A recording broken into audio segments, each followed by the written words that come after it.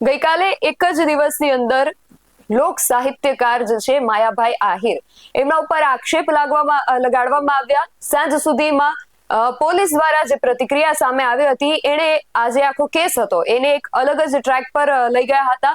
પરંતુ હવે ફરી એક સમાચાર સામે આવી રહ્યા છે જેમાં કોળી સમાજ આજે આખો મુદ્દો છે એને લઈને મેદાને આવ્યો છે અને એમનું કહેવું છે કે નવનીતભાઈ જે કોળી સમાજમાંથી આવે છે એમના ઉપર આજે હુમલો કરવામાં આવ્યો છે એમાં ક્યાંક ને ક્યાંક માયાભાઈ આહિર કે તેમના દીકરા જયરાજ આહિરનો જે હાથ છે. શું કહી રહ્યા છે કોળી સમાજના આગેવાનો, તેમણે આ વિષયને લઈને શું પગલા લીધા છે, બધી જ વિગતો મેળવ્યા અહેવાલમાં. જય હિન્દ BSI ટીવી ન્યૂઝ પર આપની સાથે હું છું નિધિ ગઢવી. જ્યારે જાહેર જીવનના કોઈ પણ વ્યક્તિ કંઈ પણ કરતા હોય છે ત્યારે એની અસર ખૂબ બહોળા વર્ગના લોકો સુધી પહોંચતી હોય છે.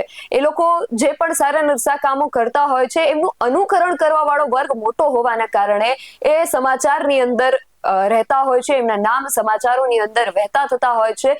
અને આવું જ એક નામ છેલ્લા 2 દિવસથી ચર્ચાઈ રહ્યું છે એ છે લોક કલાકાર માયાભાઈ આહિરનું. માયાભાઈ આહિર પર આક્ષેપ લાગ્યા છે કે કોળી સમાજના બગદાણાના જે સરપંચ છે નવનીતભાઈ બાલદિયા એમના ઉપર માયાભાઈ દ્વારા હુમલો કરવામાં આવ્યો હતો. એ બાદ પોલીસે જ્યારે સ્પષ્ટતા કરી ત્યારે પોલીસનું એવું કહેવું હતું કે નાજુભાઈ નામના એક વ્યક્તિ છે એમના દ્વારા પોતાના ટોળા સહિત આવીને નવનીતભાઈ ઉપર હુમલો કરવામાં આવ્યો હતો. પરંતુ હવે આ સમગ્ર મામલાને લઈને કોળી સમાજના આગેવાનો સામે આવ્યા છે અને તેમનું કહેવું છે કે આ હુમલા પાછળ ક્યાંક ને ક્યાંક માયાભાઈ આહિર કે એમના પુત્ર જયરાજ આહિરનો હાથ છે. એ લોકોએ કદાચ પ્રત્યક્ષ આ હુમલો ન કર્યો હોય પરંતુ આ હુમલો કરાવ્યો હશે એવી શક્યતાઓ સાથે કોળી સમાજના આગેવાનોએ મામલતદારને પણ આવેદન આપ્યું છે અને તેમણે પ્રતિક્રિયા આપતા શું કહ્યું છે પહેલા તેમને સીધા સાંભળીએ. હું કાળુભાઈ જાંબુચા, કોળી સમાજ અગ્રણી. આજે જ્યારે કોળી સમાજ ઉપર આ બનાવ બન્યો છે ખરેખર અનિંદનીય છે અને જે રાજકીય માણસોના ઈશારે જે કામ થઈ રહ્યું છે ખરેખર પોલીસ તંત્રએ એને ઇગ્નોર કરીને કામ રાજકીય ઈશારે ન કરવું જોઈએ અને નાના માણસોને કઈ રીતે ઉપયોગી થાય એ રીતે કરવું જોઈએ. જે ખરેખર જયરાજ આહિર છે એ પોતે આમાં ખરેખર ગુનેગાર અમને દેખાય છે તો પછી આજે પહેલાં એમને ફોન કર્યો તો એને ખરેખર જયરાજનું નામ આમાં આવવું જોઈએ FIRમાં. અને જો આ નાના મોટા માણસો પર કાર્યવાહી થશે તો એવું લાગશે કે કાયદાનું પાલન થાય છે. નકર નાના માણસો માટે જ કાયદો બન્યો હોય એવું લાગે છે. તો નાના માણસોને જ્યારે ન્યાયતંત્ર ઉપર ભરોસો છે ત્યારે ન્યાયતંત્રને આ ગેરમાર્ગે પોલીસને દોરવાનું એક કે કહી શકાય. એના માટે ખાસ પોલીસ તંત્રમાં SP સાહેબને ખાસ રજૂઆત છે કે તમે તમારા લેવલથી જોઈ અને આનો ન્યાય મળે એ રીતે બધાના નામ ફરજિયાત આવા જો અમને દેખાય છે નાના માણસોને તો બીજા બધા આમ પબ્લિકને તો દેખાવાના જ છે. 3 દિવસ પહેલા જે બનાવ બન્યો છે બગદાણાના સરપંચના જે દૈયર છે અને કોળી સમાજના આગેવાન છે એમની માથે જે હુમલો થયો છે એના અનુસંધાને અમે આજે મહુવા મામલતદાર કચેરી આવેદનપત્ર દેવા આવ્યા છે. હુમલા થવાનું કારણ એ છે માયાભાઈ આહિર જે લોક સાહિત્ય કલાકાર છે એમને મુંબઈમાં જઈ અને બગદાણા ટ્રસ્ટી વચ્ચે બોલ્યા હતા એટલે ધ્યાન દોરવામાં આવ્યું છે કે હકીકતે ટ્રસ્ટી નથી. એમાં માયાભાઈ પોતે એની માફી પણ માગે છે. એમના દીકરા જયરાજભાઈ ત્યાર પછી સરપંચને ફોન કરે છે અને જયરાજભાઈ અને એમની ટીમ સાથે જે મોકલેલા માણસો હોય કે જે કોઈ હોય અમારા સરપંચશ્રીને અને કોળી સમાજના આગેવાનને ઢોરમાર મારેલો છે.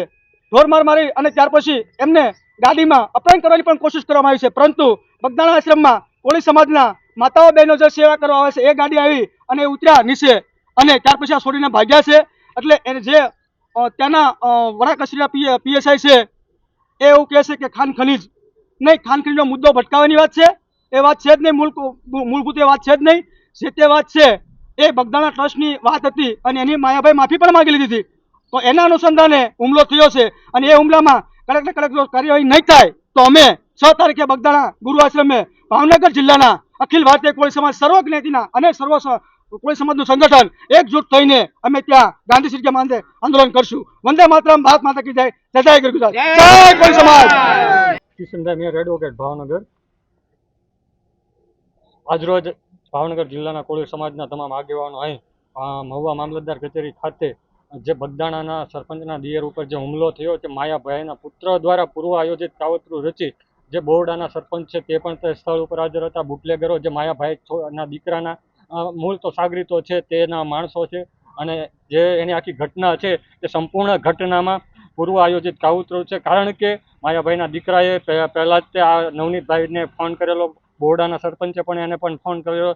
માત્ર ને માત્ર જે ઘટના ઘટી હતી કે બોમ્બેના એક ટ્રસ્ટી છે તે બગદાણા ખાતે ટ્રસ્ટમાં મેનેજિંગ ડિરેક્ટર તરીકે છે કે કેમ, તે પ્રશ્નને અનુસંધાને માયાભાઈએ માફી માંગી હતી. તે માફી માંગી તે તે માયાભાઈના દીકરાને ગમેલું નહીં.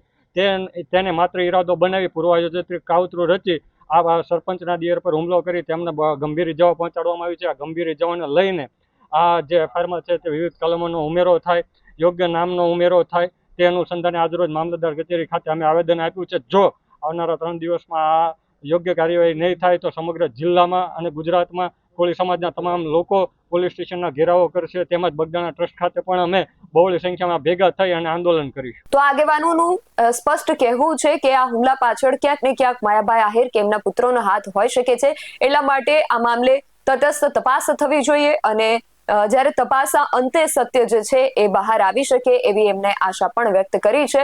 એટલે હવે આ મામલો જે છે એ વધુ બીચક્યો છે અને કોળી સમાજના આગેવાનો જે છે એ આગળ ઉગ્ર રજૂઆતોની પણ વાતો કરી રહ્યા છે. એટલે હવે આગળ આ મામલે શું થાય છે, નિષ્પક્ષ અને તટસ્થ તપાસ થવી જોઈએ અને એ તપાસના અંતે શું બહાર આવે છે એ જોવું રહે. આ સમગ્ર મામલાને લઈને તમારું શું માનવું છે? તમને શું લાગે છે આમાં શું હોઈ શકે છે? તમારો જે મત, તમારો જે વિચાર છે અમને કમેન્ટ કરીને ચોક્કસથી જણાવજો. આવા જ વધુ અહેવાલો સાથે મળતા રહીશું. તમે મારી યુટ્યુબ ચેનલને સબસ્ક્રાઇબ કરવાનું અને અમને ફેસબુક અને ઇન્સ્ટાગ્રામ પર ફોલો કરવાનું ભૂલશો નહીં. બાકી નવી અપડેટ્સ માટે આપ જોતા રહો PSI TV ન્યૂઝ. નમસ્કાર.